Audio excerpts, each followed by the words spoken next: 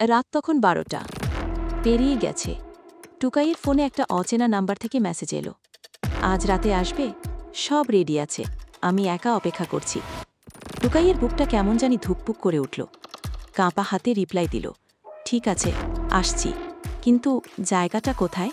উত্তরে এলো, পুরনো রেল লাইন পেরিয়ে বাদিকে যে গলিটা, সোজা চলে এসো। টুকাই নিজের শার্টটা ঠিক করে চুলে একটু জেল মেখে বেরিয়ে পড়ল। রাস্তাঘাট একদম ফাঁকা, হাওয়ায় কেমন একটা রহস্যময় গন্ধ। গলির মুখে ঢুকতেই দেখল হালকা আলো চলছে। ভেতরে পা রাখতেই একটা মহিলার হাসির শব্দ কানে এলো। এসেছো? এতক্ষণ অপেক্ষা করছিলাম।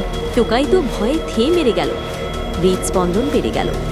ঠিক তখনই আলোটা জ্বলে উঠল, আর সামনে দেখা গেল এক বৃদ্ধা, হাতে কাঁচি, সামনে মেঝেতে ছড়িয়ে রাখা বিশাল মাথা ভর্তি চুল।